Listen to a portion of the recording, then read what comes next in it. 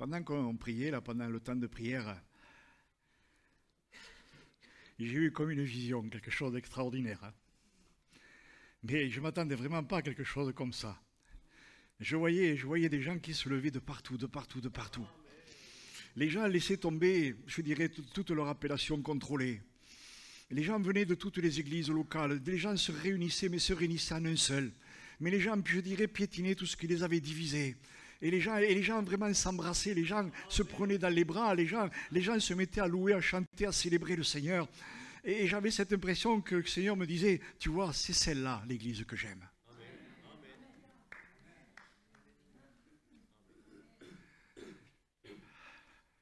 Ça fait du bien, vraiment, de se tenir dans la prière. Dans le silence de la prière.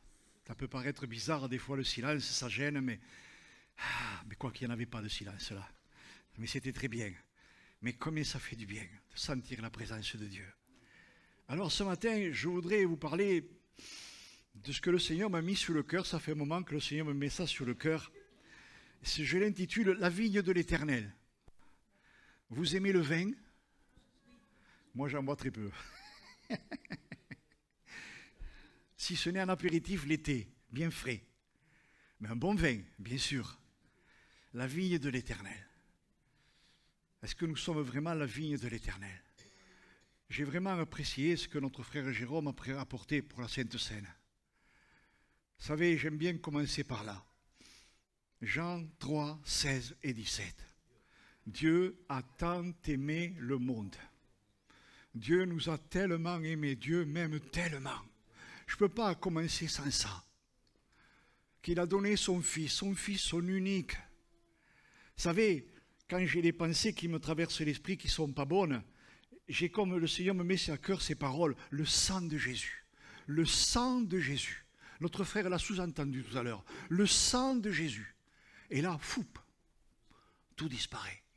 Dieu nous a tellement aimés, Dieu a tant aimé le monde qu'il a donné son Fils unique afin que quiconque croit à lui ne périsse point mais qu'il ait la vie éternelle. La vie éternelle. Dieu, en effet, n'a pas envoyé son Fils dans le monde pour qu'il juge le monde, mais pour que le monde soit sauvé. Et ça ne devrait jamais nous quitter. C'est pour ça que je vais vous lire ce qui suit. Dans Ésaïe 55:1, c'est un prophète qui aimait l'Éternel. Et ce prophète va dire ces mots suivants. « Laissez-moi chanter quelques couplets au nom de mon ami. » C'est la chanson de mon ami et de sa vigne. Mon ami avait une vigne sur un coteau fertile. Il en avait travaillé la terre, enlevé les pierres. Il y avait mis un plan de choix, bâti une tour de guet et creusé un pressoir. Vous avez compris de qui il s'agit, notre Seigneur, espérait que sa vigne produirait de beaux raisins. La vigne de l'Éternel. Essayez de vous imaginer dans votre tête là, regardez la vigne, le temps des vendanges est arrivé. Et chacun s'affaire à ramasser le raisin de ses cèpes. C'est Ésaïe, il entonne un chant, le chant de son bien-aimé. Il n'est pas là un simple observateur, il n'est pas indifférent. Des fois, on est là un simple observateur. Notre frère nous le disait, nous le rappelait tout à l'heure. Nous ne sommes pas là pour être des observateurs. Nous ne sommes pas là pour attendre que le temps soit passé et pour entrer dans nos maisons bien tranquillement autour d'une bonne petite table, d'un bon petit repas. Nous sommes là pour apprécier la présence de Dieu, la présence du Seigneur. Je crois que là, ce matin, le Seigneur veut bannir toute crainte des cœurs. Il y a de la crainte dans certains cœurs. Il y a du souci dans certains cœurs. Le Seigneur va enlever cette crainte, ce souci. Le seul souci que nous devons avoir, c'est de servir le Seigneur. Vous me dites Amen, mais peut-être que dans ceux qui vont suivre, vous risquez de ne pas dire Amen. Il chante Ésaïe, ce beau cantique. Hein? Il est beau ce cantique. Hein? Au nom de mon ami, la chanson de mon ami de sa vigne. Mon ami avait une vigne sur un coteau fertile. Il avait travaillé la terre, réfléchissant, enlevé les pierres. Il y avait mis un plan de choix, bâti une tour de guet, creusé un pressoir. Il, notre Seigneur, espérait que sa vigne produirait de beaux raisins. Le psaume 80, verset 8 nous dit « En Égypte, Je vais peut-être un peu vite, non? Non, ça va. Il y avait une vigne. Tu l'as enlevée de ce pays. Tu as chassé d'autres peuples pour la replanter. Tu as préparé le sol devant elle. Elle a enfoncé ses racines dans la terre. Elle a occupé tout le pays. Son ombre a recouvert les montagnes et ses branches ont dépassé les plus beaux cèdres. Elle a étendu ses tiges jusqu'à la mer Méditerranée et ses jeunes pousses jusqu'au fleuve Euphrate. Jérémie 2, 21 nous dit « Je t'avais planté comme une vigne excellente et du meilleur plan. » Je ne sais pas si on s'imagine Ésaïe. Il est profondément amoureux de son Dieu. Est-ce que je suis amoureux de mon Dieu? Est-ce que tu es vraiment amoureux de ton Dieu? Répondez pas trop vite, amen. Moi, je baisse la tête, je dis, Seigneur, rends-moi amoureux de ton nom, de ta personne, de ta grâce. Je crois que ça doit être... On a besoin de réaliser que l'amour de Dieu, il est irrationnel, démesuré, inconditionnel, miraculeux. Il est contraire à la raison humaine. Qui peut comprendre l'amour de Dieu? C'est difficile de comprendre l'amour de Dieu. Il chante, il souligne les tendres soins du Seigneur pour sa vigne. Je veux me répéter, permettez-moi de me répéter. Il en avait travaillé la terre. C'est pas l'homme qui a travaillé la terre. Il en a enlevé les pierres, c'est pas l'homme qui a enlevé les pierres. Il y a mis un plan de choix, c'est pas l'homme qui a planté le cep de vigne. Il a bâti une tour de guet. La présence de Jésus, la présence de Dieu. C'est bien quand vous travaillez là comme ça et puis que vous avez quelqu'un qui est sous la tour de guet et qui surveille pour voir si l'ennemi n'arrive pas, afin de ne pas être pris au dépourvu. Dieu est présent, Dieu est vivant, Dieu est grand, Dieu est merveilleux, Dieu est extraordinaire. Il nous aime. Comme l'a dit notre frère, on a pris la Sainte Seine tout à l'heure. Je déborde, je ne peux pas m'empêcher de déborder. On ne peut pas prendre la Sainte Seine comme ça, à la légère. Je me souviens d'un temps où c'est que des gens venaient juste pour prendre la Sainte Seine. Quand ils avaient pris la Sainte Seine, ils sortaient, ils s'en allaient. Enfin, je me disais, Seigneur, c'est pas possible. J'hallucine, Seigneur, c'est pas possible. C'est une folie, c'est une folie. C'est sérieux. C'est très sérieux, c'est infiniment sérieux. À la limite de tout ce que je vous parle là, je peux l'enlever pour ne prendre qu'une chose, la réalité de la Sainte Seine. De l'amour de Dieu sur la croix. Dieu a tant aimé le monde. Dieu m'aime. Il avait choisi le meilleur endroit, préparé le sol, mis un plan délicieux. Ah, je m'amusais comme ça à regarder les cèpes de vigne. Hein. Il y a des cèpes qui sont beaux et des cèpes qui ne sont pas beaux. Hein. Et c'est vrai, quand on plante des cèpes dans son jardin, moi j'en ai planté, mais ils n'ont jamais rien donné. Alors, ou alors ils donnaient 4 graines, 3 graines. Vous savez, ces espèces de pieds de vigne là, c'est franchement, c'est pour les oiseaux quoi. Hein. Ouais, c'est ça, c'est pour les oiseaux quoi. Hein. Pas pour les oiseaux. Alors si ça donne pas, c'est pas la peine. Hein. Fioup, on le coupe, hein. Ça sert à rien. Il occupe de la place pour rien du tout. Hein. Mais il espérait l'Éternel, que sa vigne produirait de bons raisins, de merveilleux raisins. Mais je ne vous ai pas lu le reste. Mais elle n'a rien donné de bon. Elle n'a rien donné de bon. Mon but ce matin, ce n'est pas de vous culpabiliser, je veux culpabiliser personne. S'il y a quelqu'un que je culpabilise ici, c'est moi en premier. Ce n'est pas bien compliqué. Je veux tellement diriger tous mes doigts vers moi. Je crois que le Seigneur, il nous aime. Et j'aime, je dirais, quand je lis la parole, toutes les fois où le Seigneur vient nous reprendre, pour nous ramener sur le chemin, sur le droit chemin. Il veut vraiment qu'on soit cette vigne qui a de l'importance, qui a de la valeur, cette vigne qui a un prix. Parce que je crois qu'il ne faut pas oublier que si Israël, malheureusement, s'est détourné des voies de Dieu, si Israël, malheureusement, a rejeté son Dieu, si Israël, malheureusement, a fait peu cas de la manière dont le Seigneur l'avait conduit dans une terre où tout était bon, tout était excellent. Il avait tout préparé. Imaginez un petit peu, il avait tout préparé, tout préparé. Oh, que j'aimerais que le Seigneur, là, il passe avant, que je déménage, qu'on déménage, et qu'il prépare toute la maison, qu'il fasse les peintures, les carrelages. Comme ça, je vais rentrer là. Oh, que ça serait beau.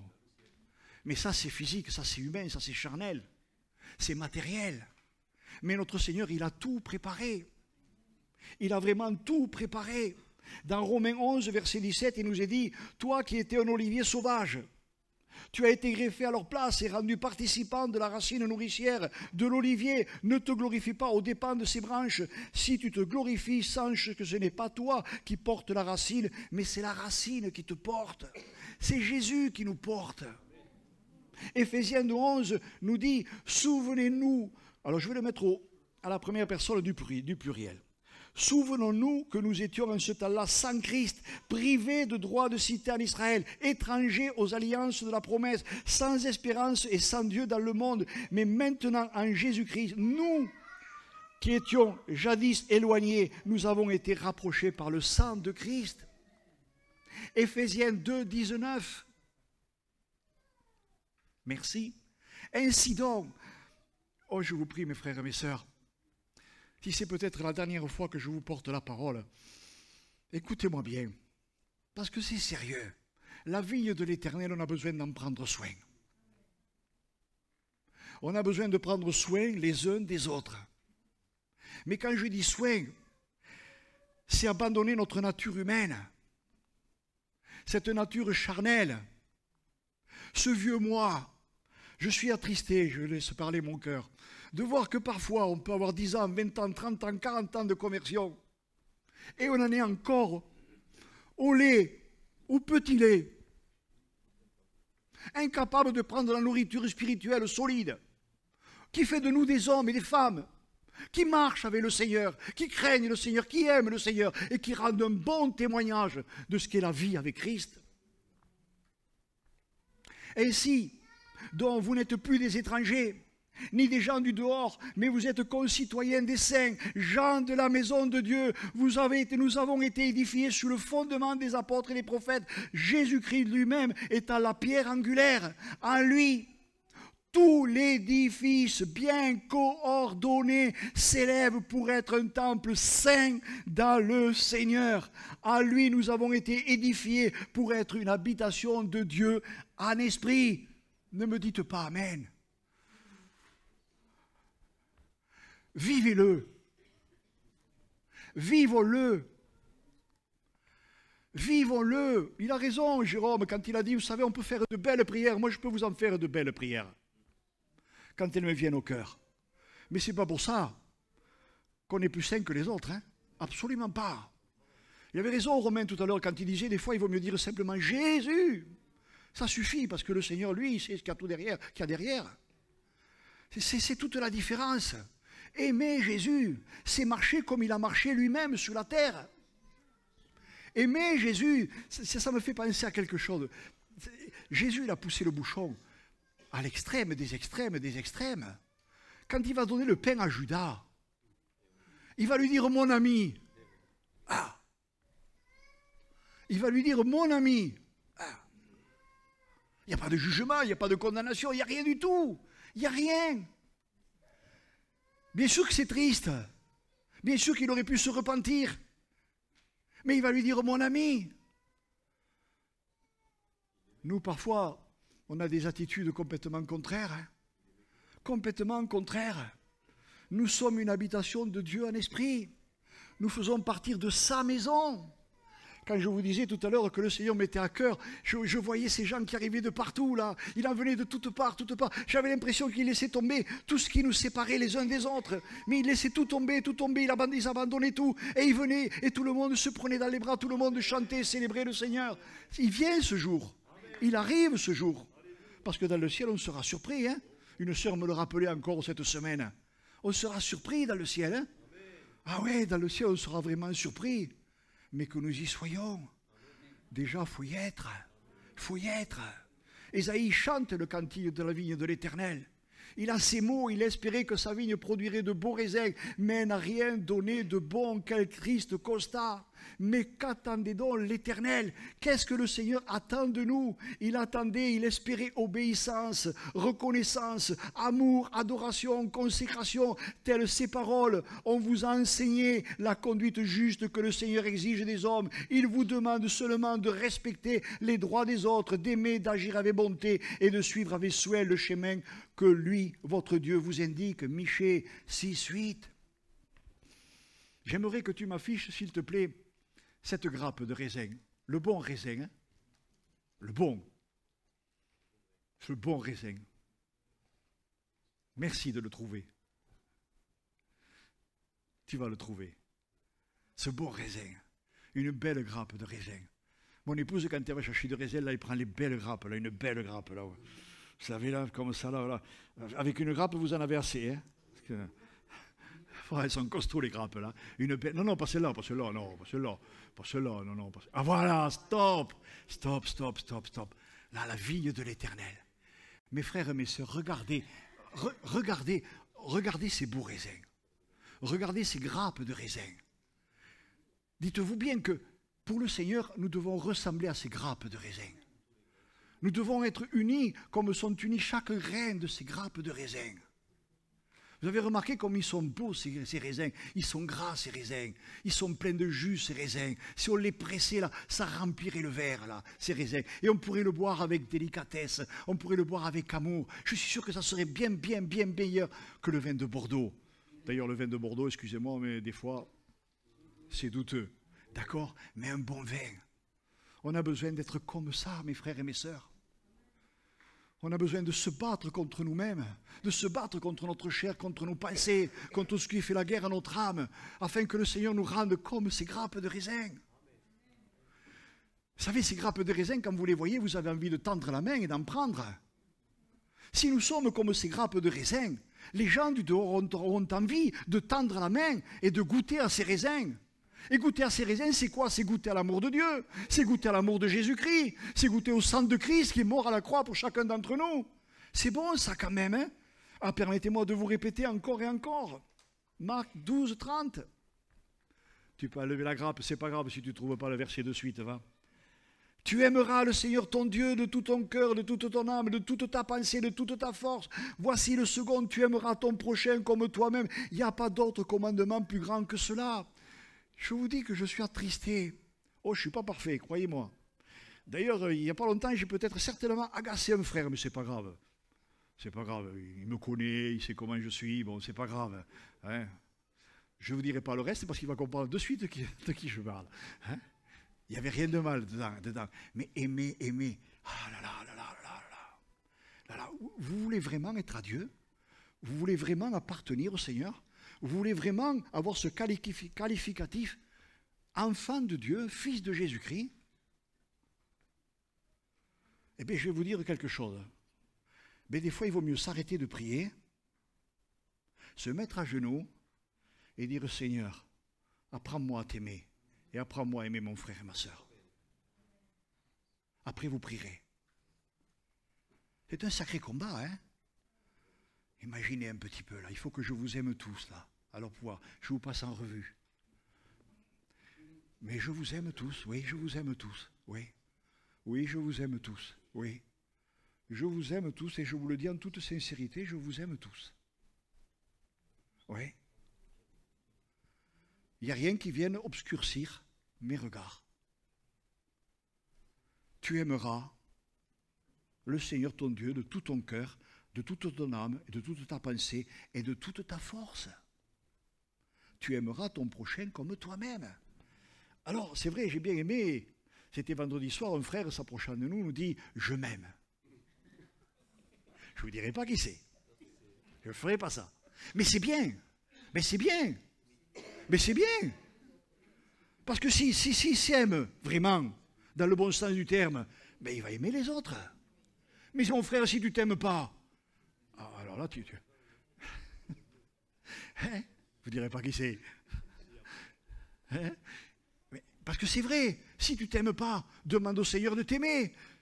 Le Seigneur ne veut pas que tu aies une mauvaise opinion de toi, il veut que tu aies une bonne opinion de toi. Pas dans le sens orgueilleux, prétentieux, non, absolument pas. Dans le bon sens. Dieu m'a sauvé, je suis heureux, je ne peux que m'aimer. Je ne m'aime pas pour moi-même, je m'aime parce qu'il m'aime. Et de ressort, j'aime mon frère et j'aime ma sœur. Enfin, ça me paraît, c'est vrai, ça paraît si simple que ça allait compliqué, mais compliqué à pleurer. C'est fou quand même, hein. Jésus, devant les religieux de l'époque, il aura ces mots. Vous savez, des fois, on peut être un bon religieux. Hein. Vous savez, ils avaient plein de trucs, là, les clochettes, les machins, enfin, je penserai, bon, je n'ai pas fait d'études là-dessus. Mais bon. Et Jésus va leur dire, mais produisez donc du fruit digne de la repentance. Du bon fruit. Produisez donc du fruit digne de la repentance. Alors moi j'aime bien les anciennes versions parce qu'il y a le mot repentance. Dans beaucoup de nouvelles versions, il y a changer. Pour moi ça ne veut rien dire changer. On m'arrive à changer de femme, c'est pas bon. Non mais je plaisante peut-être, mais pour moi, se repentir, c'est se repentir. Se repentir, c'est se remettre en question. Se repentir, c'est faire un demi-tour sur lui-même. Se repentir, c'est abandonner sa vie passée pour une vie présente, pour la vie que le Seigneur veut nous donner et nous donne. Si je vous donne une belle grappe de raisin, là, belle, à la limite, j'aurais pu faire prendre une autre image, vous voyez, parce que des fois, on peut prendre un côté de raisin, là, il est beau, le côté du raisin, là, vous savez, il a de bons grains, là, comme ça. Et quand on le tourne comme ça, c'est pas les mêmes. Ils sont flétris, ils n'ont plus rien à l'intérieur, ils sont secs. À quoi tu ressembles, à quoi je ressemble, à quoi on ressemble ce matin? À ces grains de raisin remplis de jus, du jus de l'esprit, ou quand je le retourne à ce fruit sec. Aux religieux de l'époque, Jésus va dire, produisez donc du fruit digne de la repentance.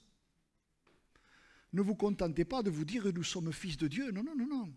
Ne vous contentez pas, nous sommes des enfants de Moïse. Non, non, absolument pas. Non, non, produisons donc du fruit digne de la repentance.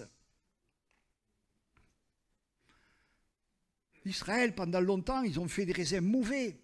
Désobéissance, rébellion, idolâtrie, blasphème, division, murmure, dispute, orgueil, prétention, suspicion, scandale.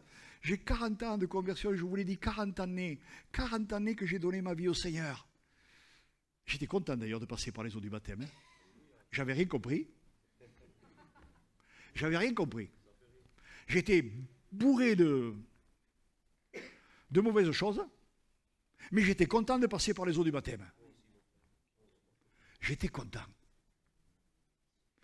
Et vous savez, quand je suis passé par les eaux du baptême, je n'avais qu'un but, c'était de plaire à Dieu. Ah, dis donc, j'en avais un. Quand j'y pense, mon Dieu Seigneur. Il est bon le Seigneur. Hein? Parce que peut-être que vous vous dites, oh, moi, je n'avais pas trop grand-chose. Hein? J'en avais, qu'est-ce que j'entraînais? Oh là là là là. Je peux vous dire que le sac à dos, il était plein. Hein? Et il pesait. Hein? Oh, qu'est-ce qu'il pesait? Mais je n'étais pas conscient. Mais j'aimais mon Seigneur. J'aimais mon Seigneur. Je marchais, je dérapais, je glissais, je tombais. Ah, mais j'aimais mon Seigneur. Je criais à lui, je criais à lui. Ah, là, il venait, il me relevait. Il me relevait, il m'encourageait. Il me montrait mes défauts. Il me montrait ce qui devait changer en moi. C'est bon, ça fait du bien. C'est bon la vie chrétienne quand on prend quelques claques là. Ça fait du bien, je vous assure. Ça remet les idées en place, on me disait avant. Ça remet les idées en place. Je ne sais pas, hein, bon, maintenant, il ne faut pas trop remettre les idées en place aux enfants. Hein. Ça leur ferait du bien de temps en temps, bon. Mais j'aime quand le Seigneur me remet les idées en place. Vous n'aimez pas quand le Seigneur vous remet les idées en place? Hein? Ça fait grandir, exactement. Tu as raison, Daniel. Ça fait grandir. Mais si vous ne voulez pas grandir, alors là, effectivement, vous ne grandirez pas. Vous ne pouvez pas grandir. Alors pourquoi j'ai mis ces mots? Parce que souvent on est comme ça, on est comme Israël. On est désobéissant, on est rebelle, on est idolâtre, on est blasphémateur, on est dans la division, on est dans le murmure, on est dans la dispute, on est dans l'orgueil, on est dans la prétention, on est dans la suspicion, on est dans le scandale. Et oui, le scandale. Ah, ce mot, oui. Et quand il y a des disputes au milieu de nous, vous croyez que ce n'est pas des scandales? C'est scandaleux. C'est scandaleux. Quand il y a un problème entre un frère et une sœur qui se règle comme ça, comme dit la parole de Dieu, va voir ton frère, là, à l'aparté, hop là. Pas de problème. Mais quand on ne règle pas le problème et puis qu'on commence à le dispatcher, là, c'est un scandale. Vous croyez que Dieu, là, vous aime? Vous croyez que là, le Seigneur, il apprécie vos prières? Vous croyez que là, le Seigneur, il nous apprécie? Non. Quelqu'un me disait, oui, mais cette personne, elle aime le Seigneur. Non. Si tu as dans ta bouche que du venin, ne dis pas que tu aimes le Seigneur, c'est pas vrai. Permettez-moi d'être dur ce soir, ce matin. Permettez-moi d'être dur parce que c'est une réalité. Vous savez, moi, je pleure quand je vois ça, je pleure quand je vois ça. Parce que ça m'est arrivé des fois d'être comme ça. Ça m'est arrivé rarement, mais ça m'est arrivé. Mais je bénis le Seigneur parce qu'il m'a repris. Parce qu'on m'a repris. Parce qu'on m'a ouvert les yeux, parce que j'ai ouvert les yeux. Oh, j'étais jeune dans la foi, mais ça fait du bien, ça fait du bien. Oh, quand on part, je vous l'ai dit, on part des fois un peu en colère, là. Qu'est-ce que c'est cette sœur là qui vient me remettre en place, là? Qu'est-ce que c'est? Non, non, non, non, non, non, non. Si vous aimez le Seigneur, quand vous allez rentrer à la maison, mais vous allez vous mettre à genoux. Et dire, Seigneur, c'est vrai, pardon, pardon, pardon, pardon, pardon. Et là, vous grandissez, vous mûrissez. Là, vous commencez à rentrer dans le plan de Dieu pour sa vigne. C'est ça la vigne de l'Éternel. C'est ça. Ce que l'Église a besoin aujourd'hui, ce que nous avons besoin aujourd'hui, ce qui ne devrait pas nous quitter des yeux, c'est nous devons avoir soif d'unité, de fraternité, mais réelle, sincère, honnête, vrai. Et je me disais, comme Ésaïe, suis-je vraiment amoureux de mon Seigneur? Ésaïe était amoureux de son Dieu. Ce prophète, c'était un prophète, un véritable prophète de Dieu. Il était amoureux de son Dieu. Vous vous rendez compte de ce mot? Amoureux de son Dieu. Ça change tout. Il n'était pas simplement un disciple, un serviteur. Non, non, non, non. Ça va beaucoup, beaucoup, beaucoup, beaucoup plus loin. Il était amoureux de son Dieu. Quand vous êtes marié, vous étiez amoureux de votre femme ou la femme amoureuse de son mari? Enfin, j'espère. Hein. Enfin, c'est bizarre quand même. Je vais y mettre un bémol, tiens, pour faire sourire à ma femme. Mais ça va vous faire sourire. J'ai remarqué une chose quand même. On est amoureux quand on se marie. Ben oui, enfin, il le faut, j'espère. Mais vous n'avez pas remarqué quelque chose quand les années passent, 10 ans, 20 ans, 30 ans, 40 ans, 50 ans, vous n'avez pas, enfin je ne sais pas vous, hein, on est encore plus amoureux. Ben ouais. C'est bizarre ça quand même, hein. C'est pas pareil. Il y a quelque chose de vraiment, il y a beaucoup de choses en plus.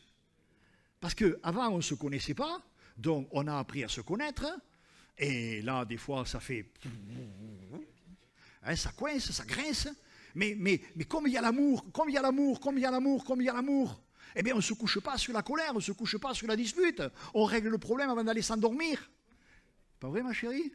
Parce que c'est vrai, mais c'est vrai, c'est comme ça. Mais avec le Seigneur c'est la même chose, c'est pareil avec le Seigneur.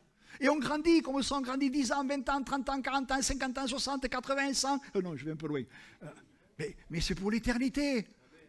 Ésaïe était amoureux, il était amoureux de son Dieu, amoureux de son Seigneur. Suis-je amoureux de mon Seigneur Jésus-Christ? Parce que tout est là, tout est là, tout est dans l'amour, tout.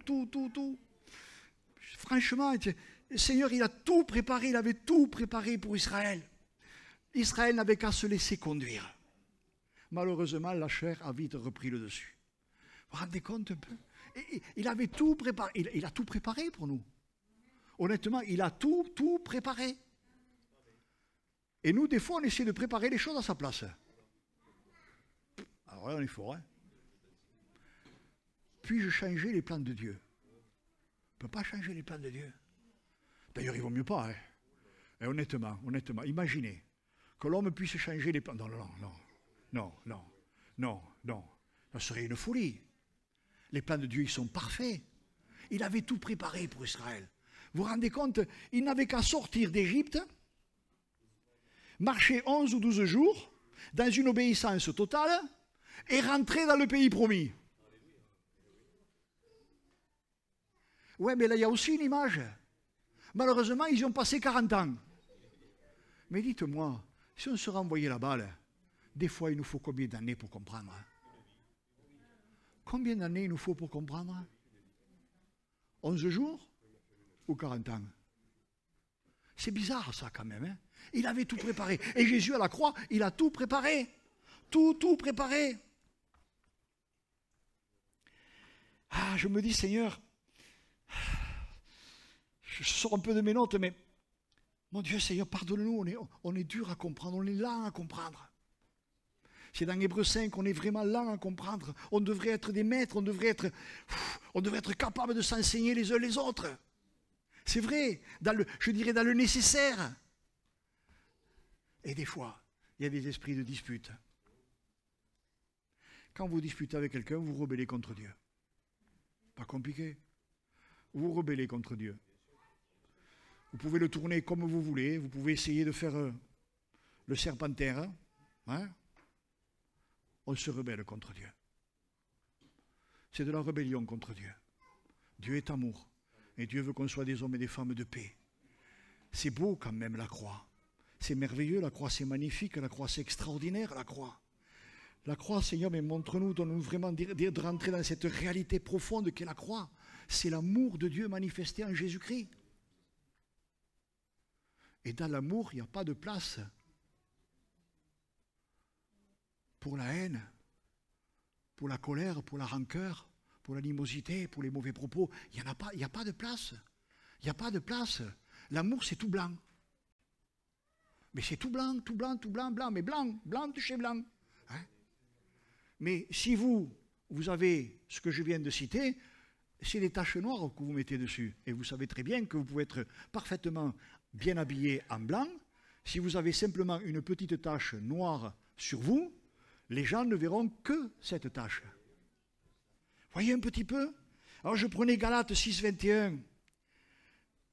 L'amour, ça produit quoi? La joie, la paix, la patience, la bienveillance, la bonté, la fidélité, la douceur et la maîtrise de soi. Moi, vous savez, je vous l'ai dit, je le répète, je prie haut, je dis, Seigneur, donne-moi de rentrer là-dedans. C'est ma prière constante, Seigneur. Seigneur, prends le contrôle de ma vie. Mais vraiment, prends le contrôle de ma vie. Je ne veux pas simplement dire des mots pour dire des mots. Non, non, non, non. Prends vraiment le contrôle de ma vie. Le Seigneur a tout préparé. Éphésiens 4, 29. Il va le mettre, il va le trouver. Refusez de participer aux calomnies. Ne laissez aucun propos blessant ou inconvenant ou simplement inutile franchir le seuil de vos lèvres. Cherchez les mots qui aident et encouragent. Franchement, je m'arrête là. Franchement, un frère, une sœur a un problème, une difficulté. Un enfant, un jeune homme, une jeune fille. Il y a des baptêmes qui vont avoir lieu. Ben, il faut les encourager. Il faut avoir des paroles d'encouragement qui vont les aider. Je crois qu'on a tous un témoignage de vie avec le Seigneur Jésus. Et des fois, une jeune âme, elle passe par les eaux du baptême, mais allez, des fois, comme je vous disais tout à l'heure, elle ne réalise pas tout ce que le Seigneur va faire pour elle. Et je crois qu'il ne faut pas avoir peur. Moi, des fois, je n'ai pas peur de me mettre à nu et de montrer mes erreurs et comment le Seigneur les a rectifiées. Parce que c'est Dieu qui rectifie nos erreurs. Ce n'est pas moi qui les ai rectifiées. Absolument pas. Voyez un petit peu. Que chacune de vos paroles contribue au progrès spirituel des autres. Que chacune de vos paroles contribue au progrès spirituel des autres. Dites à propos, elles pourront être le moyen par lequel Dieu bénira ceux qui vous entendent. N'attristez pas le Saint-Esprit par lequel vous avez été marqués d'un sceau comme propriété de Dieu pour le jour de la délivrance finale. Vous l'avez reçu comme un gage de votre libération complète et définitive. Mais est-ce que vraiment je suis libre de moi-même? Il n'y a pas un chant comme ça, libre de moi-même? Je ne sais plus. Enfin, moi, c'est pas grave. C'est pas grave, c'est pas grave. Mais est-ce que je suis libre de moi-même? Est-ce que j'appartiens vraiment au Seigneur? J'enfonce le clou. J'enfonce le clou. Jésus revient. Oui, Jésus revient. Il vient nous chercher, il vient nous chercher. Il vient chercher une église sainte. Waouh! Je vous avoue que je baisse la tête et je dis merci Seigneur. Merci Seigneur de ta grâce sur ma vie. Merci Seigneur pour le pardon de mes péchés. Merci Seigneur mon Dieu pour ton sang qui me purifie, qui me lave. Je dis merci Seigneur, je ne mérite rien Seigneur. Mais toi tu es là Seigneur. Suis-je vraiment libre? Faites disparaître du milieu de vous toute mauvaise humeur, toute aigreur, toute rancune et tout esprit de revendication. Ah, j'en ai eu, moi, des esprits de revendication. C'était avant. Bannissez de votre vie les explosions de colère, les injures, les criailleries et les remarques blessantes. Apprenez au contraire à être aimables et compréhensifs, les uns envers les autres.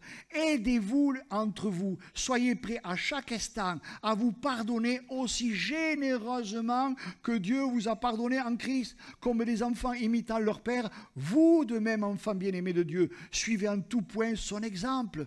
Que votre vie soit régie par l'amour. Agissez comme Jésus qui vous a tant aimé, qui s'est offert un sacrifice à Dieu pour vous comme une véritable offrande dont le parfum plaît à Dieu. savez, des fois, ça m'attriste. Hein. Des frères et des sœurs, ils viennent parmi nous, ils passent par les eaux du baptême, et puis un jour, ils s'en vont. Ah, il n'y a pas d'amour ici, puis ils vont ailleurs. Puis quelques temps après, là où c'est qu'ils sont, ils vont partir, parce qu'il n'y a toujours pas d'amour. Puis ils vont partir ailleurs, mais il n'y a toujours pas d'amour. Mais quel est le problème là-dedans? C'est leur cœur. C'est eux, c'est dans eux qu'il n'y a pas d'amour. C'est triste. C'est triste, ça. C'est triste. Être aimable et compréhensif, c'est pas facile quand même, parce que je peux le relire un petit peu. Faites disparaître du milieu de vous toute mauvaise humeur. Est-ce que ça m'est jamais arrivé? Oui, ça m'est arrivé d'être de mauvaise humeur. Pas vrai, Jérôme? Ça m'est arrivé. Et ça m'arrive encore. Et oui, c'est vrai. Est-ce que je reste sur ma mauvaise humeur? Ben non. Ben non. Ben non, parce que j'ai envie de dormir la nuit. J'ai envie, quand je me couche pour faire la sieste, de pouvoir m'endormir tranquillement. La mauvaise humeur, vous savez, l'aigreur, la rancune, ça gâche la vie. Ça pourrit la vie. Ça vous empêche de dormir. Ça vous empêche d'être heureux. Ça vous empêche de vous épanouir. Enfin, ça n'a rien de bon, quoi.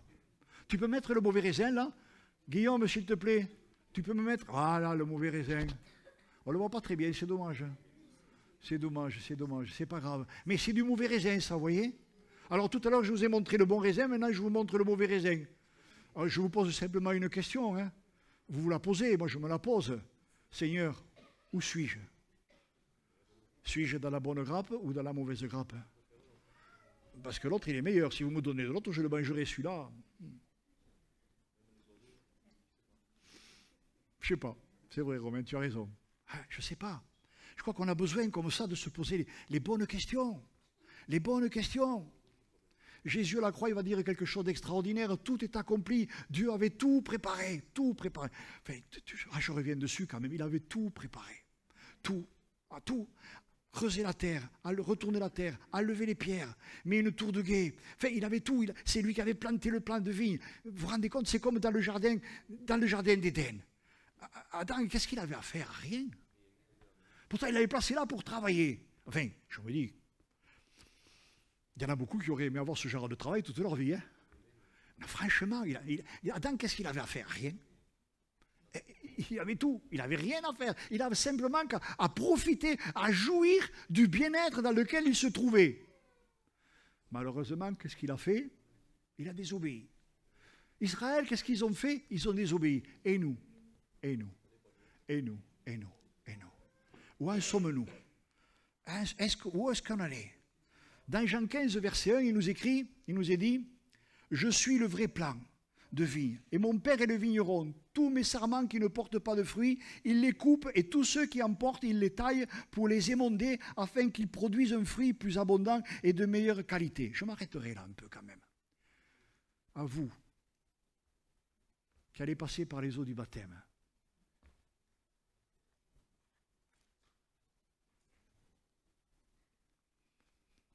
Seigneur vous a greffé sur son cep pour que vous portiez du bon fruit. Un fruit de qualité, un bon fruit. Vous savez, la vie chrétienne, c'est ça. Je reviens là-dessus, je ne peux pas m'en empêcher. Il y a 40 ans que je reviens là-dessus. Plus vous aimerez votre Seigneur, plus vous l'aimerez, mais l'aimerez, mais vraiment profondément, passionnément. Plus vous grandirez, vous vous épanouirez. Vous aurez une vie, bien sûr, il y aura des épreuves, il y aura des difficultés, mais vous sortirez de ces épreuves, vous sortirez de ces difficultés. Parce que le Seigneur sera toujours avec vous. Il sera toujours à côté de vous et il vous aidera. Vous aurez peut-être des moments où c'est que votre foi, vous avez l'impression qu'elle va défaillir, qu'elle va tomber. Mais comme c'est écrit, prenez courage. C'est Jésus qui a vaincu toutes choses. Et il va vous aider à grandir. Vraiment à grandir, à grandir, à grandir, à grandir. Tout est dans l'amour, tout est dans l'amour. N'oubliez jamais ça. On n'est pas chrétien parce qu'on veut devenir chrétien. On devient chrétien parce qu'on aime le Seigneur et on aime Jésus-Christ. Voyez un petit peu, hein? Afin qu'ils produisent du fruit plus abondant et de meilleure qualité. Je suis le cep de la vigne, vous en êtes les sarments. Celui qui demeure uni à moi et en qui coule ma vie portera du fruit en abondance, car séparé de moi, vous ne pouvez rien faire. Si quelqu'un ne demeure pas uni à moi, j'insiste là-dessus, demeurons unis au cep de vigne, demeurons unis à la vigne de l'Éternel. Ah, c'est un combat sur nous-mêmes. Seigneur, aide-moi à me vaincre. Seigneur, pardonne-moi. Seigneur, vous savez, des fois, la chair, elle est là, comme ça. Elle veut vous obliger, quelque part, à faire ce qui ne plaît pas au Seigneur. Mais Dieu, Seigneur, nous a donné son esprit.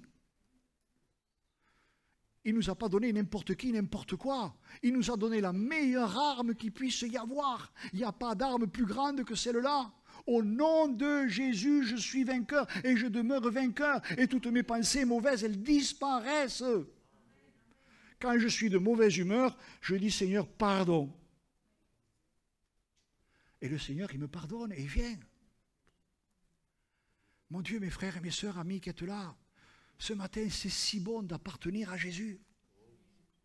Si quelqu'un ne demeure pas uni à moi, on le jette hors du vignoble comme les sarments coupés. Il dessèche, puis on les ramasse, on y met le feu et il brûle. Mais si vous demeurez en communion avec moi, et si mes instructions restent vivantes dans vos cœurs, vivantes,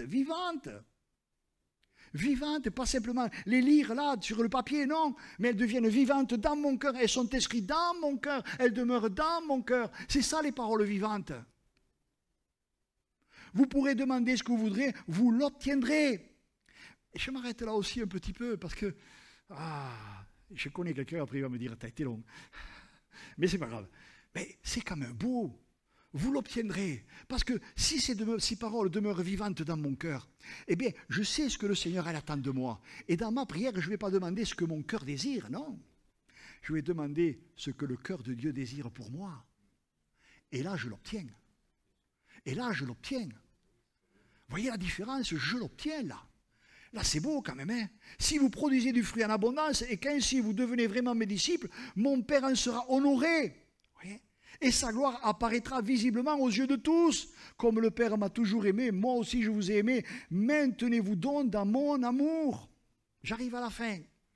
J'arrive à la conclusion. J'arrive à la fin. Vous voyez un petit peu? Ah là là. Vous savez, des fois la prière... Seigneur, je veux un vélo avec un double dérailleur, avec ceci, avec cela. Je le veux de couleur verte, je le veux avec ceci, je le veux avec cela. Mais ce n'est pas ça que le Seigneur nous demande de lui demander. Bien sûr, vous pouvez lui demander, absolument. Hein. Si c'est pour le servir, il n'y a pas de problème. Ce n'est pas ça que je veux dire. Hein. Mais Seigneur, qu'est-ce que tu sais? Toi, tu sais ce qui est bon pour moi. Tu sais ce dont j'ai besoin. Seigneur, je te prie vraiment que ta volonté en moi soit faite. Mon Père qui est au ciel, mon Papa qui est au ciel, que ta volonté soit faite. Dans mon cœur, dans mon âme, dans mon esprit. Alors permettez-moi de vous relire encore et encore Jean 15, 14. Vous êtes mes amis si vous faites ce que je vous commande. Je ne vous appelle plus serviteur parce que le serviteur ne sait pas ce que fait son maître. Mais je vous ai appelé ami parce que je vous ai fait connaître tout ce que j'ai appris de mon Père. Ce n'est pas vous qui m'avez choisi.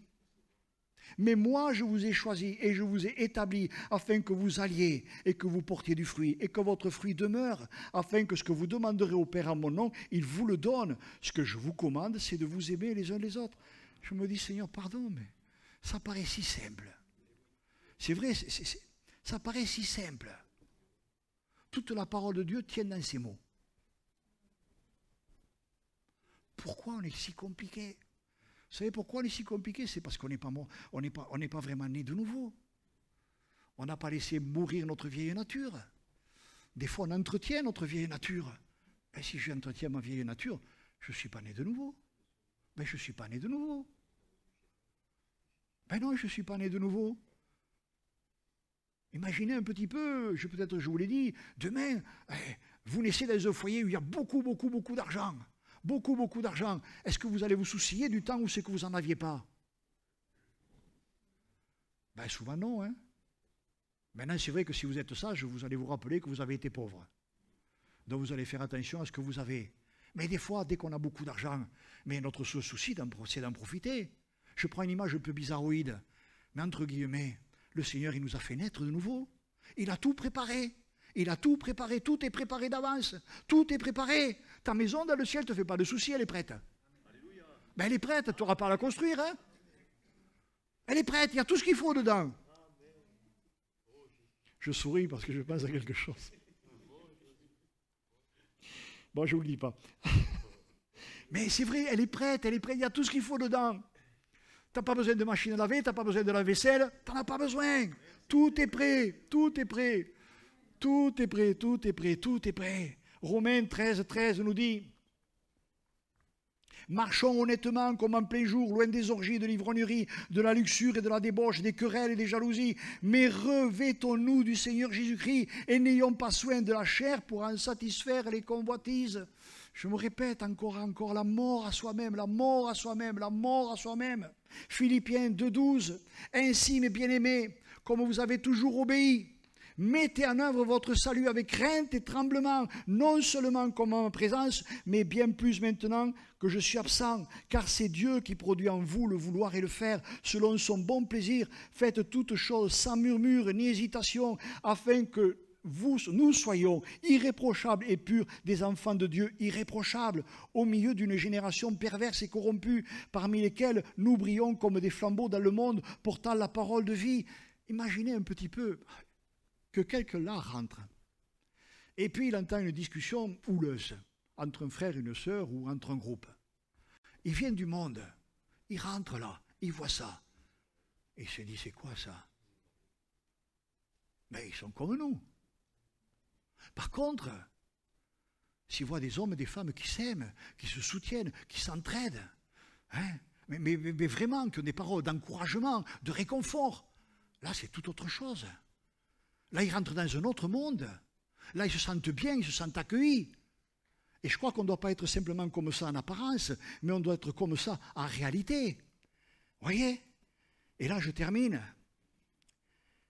N'aimerions-nous pas entendre ces paroles? Je reprends ce chant d'Ésaïe quand même, il est beau ce chant. Hein? Laissez-moi chanter quelques couplets au monde de mon ami. C'est la chanson de mon ami de sa vigne. Mon ami avait une vigne sur un coteau fertile. Il en avait travaillé la terre, enlevé les pierres. Il y avait mis un plan de choix, bâti une tour de guet et creusé un pressoir. Il, notre Seigneur, espérait que sa vigne produirait de beaux raisins. Et elle en a produit de bons. Imaginez, imaginez, imaginez. Et elle en a produit de bons. Imaginez le Seigneur dans son ciel de gloire. Là maintenant, il nous voit, il nous regarde. Il voit tout ce qui se passe sur la surface de la terre. Et il se réjouit de voir que le plan de vigne qu'il a planté à Castres produit de bons raisins. De bons raisins. D'excellents raisins. Ce n'est pas du champagne, ce n'est pas du Bordeaux, ce n'est pas du Côte-du-Rhône. Ils viennent du ciel. Et il a un goût qui dépasse, et de loin, tous les autres goûts. Il a un goût succulent, un goût de paix, de joie, de bonheur. Un goût... je n'arriverai même pas à le définir parce que les mots, on n'arrive pas à les trouver. Mais le raisin que le Seigneur veut récolter de sa vigne, c'est nous. C'est nous. C'est nous. C'est nous. Imaginez un petit peu un jour, dans Matthieu 25, 23, c'est bien, bon et fidèle serviteur, tu as été fidèle en peu de choses, sur beaucoup je t'établirai, viens te réjouir avec ton maître. Rentre, bon et fidèle serviteur, dans la joie de ton maître. Rentre, rentre. Mes frères et mes sœurs, je vous assure, ces mots, ils ne me quittent pas. Ces mots, ils ne peuvent plus me quitter. Ces mots, je les ressens. Je veux les vivre, ces mots. Ces mots, je veux les entretenir dans ma vie. Seigneur, je veux être un bon grain, un bon grain, un bon grain, un bon grain. Un bon grain, un véritable grain. Mes frères et mes sœurs amis qui êtes là ce matin, Jésus m'aime, Jésus nous aime. Jésus t'aime. Si peut-être tu as péché, si peut-être tu t'es mal comporté, si peut-être tu as une vie dissolue, si vraiment la parole de Dieu t'a touché ce matin, simplement, je ne vais pas demander à qui que ce soit de se lever, non, absolument pas. Mais rentre dans ta maison. Rentre dans ta maison, mets-toi à genoux. Seigneur, pardon, pardon, aide-moi. Je veux changer, je veux te ressembler. Je veux te ressembler. Le Seigneur veut qu'on lui ressemble. Mes frères et mes sœurs amis qui êtes là ce matin, on a reçu de Dieu le plus beau, le plus merveilleux de cadeaux. C'est le salut en Jésus-Christ. Seigneur, je te rends grâce. Je suis qu'une voix, Seigneur. Une voix qui parfois bafouille un peu, Seigneur. Mais toi, tu la vois. La voix qui s'élève sur toute la surface de la terre pour proclamer aux hommes, aux captifs, Seigneur mon Dieu Père, la délivrance, le secours, l'aide, la guérison, Seigneur. Seigneur mon Dieu, là, tu vois, Seigneur mon Dieu, ce petit peuple, là, Seigneur, réuni ce matin, Seigneur. Merci parce que tu lui fais du bien, Seigneur. Merci parce que tu l'entretiens par ta parole, par ton esprit, Seigneur, par tes serviteurs, par tes servantes, Seigneur mon Dieu Père bien-aimé. Merci vraiment, Seigneur mon Dieu Père. Et merci, Seigneur mon Dieu, de donner à Jérôme, Seigneur mon Dieu, à Dali, Seigneur mon Dieu, tout le courage, Seigneur mon Dieu, la force nécessaire, Seigneur mon Dieu. Non pas pour regarder à eux-mêmes, Seigneur mon Dieu, mais regardant le ciel, Seigneur mon Dieu, et sachant que c'est toi qui les aide, Seigneur mon Dieu, et qui leur donne de conduire ce peuple jusqu'au bout, dans le nom de Jésus. Amen. Amen.